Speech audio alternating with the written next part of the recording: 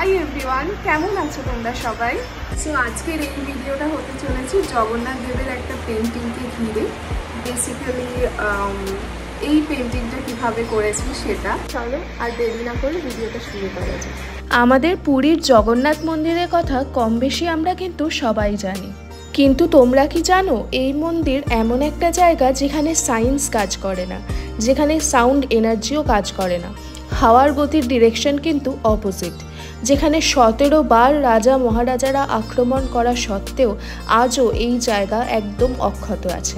এই মন্দির আমাদের হিন্দু ধর্মের 4 পবিত্র যে ধাম রয়েছে তার মধ্যে একটি এবং অন্যতম। এই মন্দিরটির নির্মাণ হয়েছিল 12th সেঞ্চুরিতে।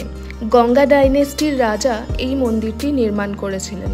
এই পার্টিকুলার মন্দিরটিকে ঘিরে অনেকগুলো রহস্যময় ফ্যাক্ট বা ম্যাটার আছে যেগুলো আজও সলভ করা সম্ভব হয়নি। জগন্নাথ মন্দিরের একদম চূড়ায় যে ধ্বজাটি দেখা যায় সেটি হাওয়ার যে ডিরেকশন তার অপোজিট ডিরেকশনে ওড়ে। মন্দিরের মাথায় যে চক্রটি রয়েছে সেই চক্রটি আপনি যেদিক থেকেই দেখবেন সেটা আপনার দিকেই ফেস করে আছে মনে হবে। তৎকালীন মন্দির নির্মাণের ডিজাইন বা আর্কিটেকচার এতটাই উন্নত যে এই মন্দিরের কিন্তু কোনো রকম শ্যাডো পড়ে না। মন্দিরটি সমুদ্রের নিকটবর্তী স্থানে অবস্থিত হওয়ায় মন্দিরের বাইরে থেকে সমুদ্রের শব্দ স্পষ্ট শোনা গেলেও মন্দিরের ভেতরে প্রবেশকালীন বা ভেতরে থাকাকালীন সমুদ্রে কোনো রকম শব্দ শোনা যায় না। মন্দিরের চূড়ায় যে ধ্বজাটি আছে সেই ধ্বজাটি কিন্তু প্রতিদিন পরিবর্তন করা হয়। এই পরম্পরা বা রিচুয়ালটি 1800 বছর ধরে কন্টিনিউয়াসলি চলে আসছে। বলা হয় যদি এই ধ্বজা বা এই ফ্ল্যাগটি যদি একদিনও চেঞ্জ না করা হয় তাহলে এই মন্দির নাকি 18 বছরের জন্য বন্ধ হয়ে যাবে।